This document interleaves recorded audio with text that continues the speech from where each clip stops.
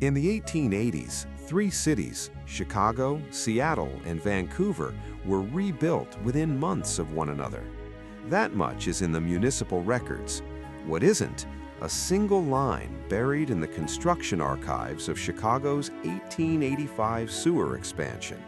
7 words the city engineer redacted from the published report.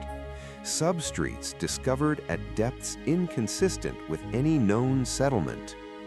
40 years later, a survivor of the 1906 San Francisco earthquake gave a single interview describing what crews had found while digging through the rubble. Entire building facades buried beneath the city, windows, doors, architectural features, facing what should have been open air. That section was never published in any official account. That's where this story begins, not with conspiracy, not with certainty, with a pattern so consistent, so persistent across decades and cities and governments that had every reason to compete and none to cooperate, that it forces a single question: what did they find beneath our feet? Let's start with what we're told. Chicago was a frontier trading post in the 1830s. By 1890, it was the second largest city in America. The official story: explosive growth, visionary architecture, the triumph of American industry. In 1855, the city undertook a massive engineering project, raising entire city blocks by as much as 14 feet to install a new sewer system. Buildings were jacked up on jack screws while residents continued living inside. The official accounts describe this as a marvel of ingenuity. But the raw engineering logs, the ones filed with the city and sealed for decades, contain passages that never made it into the public narrative. References to pre-existing structures encountered during excavation. References in at least 3 independent contractor reports to what sounds like paved streets at depths that made no sense. Seattle underwent a similar transformation. After the Great Fire of 1889, the city voted to raise its streets by as much as 22 feet. The official story: flood control, sanitation, modern infrastructure. But the excavation records describe workers repeatedly encountering buried building fronts, storefronts, sidewalks, lampposts, preserved intact beneath the fill. One crew reported finding an entire wagon still upright at a depth they couldn't explain. The photographs from that excavation exist. You can find them in archives labeled sewer construction. You have to know what you're looking for. Vancouver, British Columbia, incorporated in 1886. Within a decade, it was a major Pacific port. The official story: the Canadian Pacific Railway, speculative investment, frontier ambition. But the geological surveys conducted before construction describe something rarely mentioned: a shoreline that had been altered, tidal flats that had been filled, and beneath them, timber pilings and stone foundations arranged in patterns that surveyors described, in internal correspondence later obtained by researchers, as suggestive of prior habitation at a scale the historical record does not account for. If you follow the thread, it becomes genuinely difficult to stop. The term Tartaria appears in historical maps from the 16th through 19th centuries, a vast region spanning Siberia, Central Asia, and parts of Eastern Europe. By the late 1800s, the term had vanished from maps. The official explanation: better cartography, more precise borders, the natural refinement of geographic knowledge. But here's where the official record does something I've come to recognize. It becomes very specific about certain things: population growth, economic development, architectural achievements, the triumph of progress, and very vague, almost deliberately vague, about what was already there. One architectural historian, working in St. Petersburg in the 1890s, spent years documenting building techniques across the former Tartarian territories. He published a monograph in 1899. The monograph was praised for its scholarship. It went out of print within 3 years. A second edition was never authorized. The original plates were reportedly destroyed in a warehouse fire in 1905 during civil unrest, when records were disappearing across the empire. Another researcher, an American geologist working in Alaska during the gold rush, wrote extensively in his field notes about what he called anomalous soil stratification beneath the permafrost, layers of ash, then fill, then what appeared to be worked stone, then more fill. He submitted a paper to a scientific journal in 1898. The paper was rejected. The reviewer's note, preserved in the journal's archives, read, "The conclusions are insufficiently supported by the evidence presented." The geologist never published on the subject again. His field notes were donated to a university archive in 1942. They have been cited in exactly 3 papers. All 3 papers were by the same author. That author's later work was never published. The deeper you go into contemporaneous accounts, the letters, the private journals, the reports that never made it into official city histories, you notice a particular pattern. Writers are precise about construction methods. They are detailed about engineering challenges. But when describing what they found beneath, the buried streets, the submerged foundations, the evidence of something older and larger that the official history didn't mention, their language becomes strangely abstract, evasive. They never finish those sentences, not metaphorically, literally. In at least 5 known passages from private correspondence during the San Francisco reconstruction, the sentence describing what crews uncovered beneath the rubble is either cut short or transitions abruptly to a different subject, or exists in a version that differs markedly from what appears in the published engineering reports. Let's talk about what the physical record actually suggests. Across North America, Europe, and Asia, there are cities with underground districts: Seattle's underground, Portland's Shanghai tunnels, Edinburgh's vaults, Paris's catacombs. The official explanation: these are basements, service corridors, storage spaces, built at street level and later buried as cities raised their grades for sanitation or flood control. But here's where the orthodox explanation becomes harder to sustain.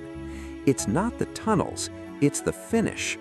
These underground spaces, the ones accessible to tourists, the ones that have been partially excavated, often feature architectural details that make no sense for basements or storage. Finished facades, storefront windows, decorative cornices, doorways designed to open onto what should have been street level, at street level, before the fill was added, before the ground rose by 10, 15, 20 feet. Seattle's Pioneer Square district is the most extensively documented example. After the 1890 fire, the city raised the streets 1 to 2 stories above the original grade. Businesses simply built new entrances at the higher level. The old storefronts remained intact below, some still with goods on the shelves, according to contemporaneous accounts.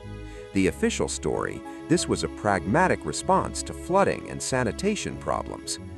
But if you examine the photographs taken during the regrading, the ones that survived, the ones that were published in engineering journals and then quietly never mentioned again, you see something else. You see doorways and windows arranged as if they once faced a street. You see sidewalks, you see lampposts, you see a fully developed commercial district buried beneath the one that replaced it. And the question that never gets asked: how long does it take for a city to be buried under 20 feet of fill? Not gradually, not through natural sediment accumulation over centuries, but in a single generation, in a single engineering project, in a single decision to raise the grade and build on top of what was there rather than clearing it away. And here is where this becomes genuinely impossible to brush aside. For the official history to hold, for the pragmatic urban development explanation to fully account for what we find in these records, you need to explain something. why multiple cities across multiple continents in the same approximate time period all independently decided to raise their street grades by 10 to 40 feet, burying their existing ground floors, and then never mentioned what they buried in any official history. Chicago raised its streets in the 1850s. Seattle raised its streets in the 1990s. Vancouver filled its tidal flats and built over them in the 1880s. Galveston, after the 1900 hurricane, raised the entire city by as much as 17 feet. The pattern is not subtle. A wave of grade-raising projects spanning the second half of the 19th century across cities with no coordinated planning commissions, no national infrastructure authority, no apparent reason to all arrive at the same solution to the same problem at the same historical moment. The official explanation for each city is local: flooding here, fire there, sanitation concerns everywhere. But for this to be coincidence, you'd need to believe that dozens of cities operating in competitive isolation all independently discovered that their existing ground floors were built at a grade that needed to be raised by roughly the same amount, and that the structures they buried were so unremarkable that no official history ever devoted more than a footnote to describing what was actually under there. Or something else. Something they all found, something that required the same response: bury it, build over it, and never speak of what was there. There is a body of research, not fringe, not anonymous internet speculation, but work by architectural historians, urban archaeologists, scholars of cartographic anomalies, quietly building a case for the existence of a prior global civilization whose cities and infrastructure were systematically buried, built over, and erased from historical memory. You may have encountered this material under various names: the mudflood hypothesis, the Tartarian Empire theory, the idea that the 19th century witnessed a global cataclysm, natural or otherwise, that buried an advanced civilization, and that the cities we know today were built not on empty land, but on the buried ruins of what came before. The standard response from mainstream historians is dismissal. There is no evidence, they say. The maps are inaccurate. The architectural photographs are misidentified. The grade-raising projects are well documented as local engineering solutions. But here's what the dismissal doesn't address: the uniformity. If the grade-raising projects were purely local responses to local conditions, why do the buried structures look so similar across continents? Why do the architectural details, the arched windows, the decorative cornices, the brickwork patterns, the layout of streets and blocks recur with such consistency in cities that had no contact with one another? Why do the photographs from Seattle's regrading look, structurally, like the photographs from Chicago's sewer excavation look, structurally, like the photographs from Edinburgh's vault construction? The maps from the period tell a similar story. The Tartaria designation on maps from the 16th to 19th centuries covered a territory that, in retrospect, makes no geopolitical sense. It was too large, too loosely defined, too persistent across centuries of European cartography to be merely a placeholder. And then, in the space of a few decades, it vanished. What replaced it? The nation-states we recognize today, borders drawn, names assigned, histories written, as if the land had always been divided this way, as if nothing had come before. Let's return to the human element, because this isn't just an archival mystery. It's a story about what these excavations did to the people who performed them. The rate of psychological distress in 19th century excavation crews is not widely discussed in mainstream historical literature, but it's documented. Workers on Chicago's sewer project were described in city records as suffering from what supervisors called excavation sickness, a broad diagnosis covering everything from decompression-like symptoms to episodes of acute agitation when confronted with what they'd uncovered.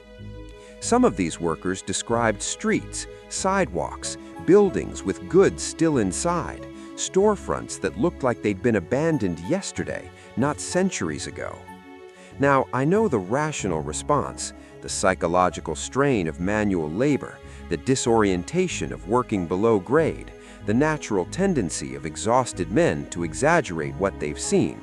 All of that is real, all documented. I'm not dismissing it. But here's what I keep returning to.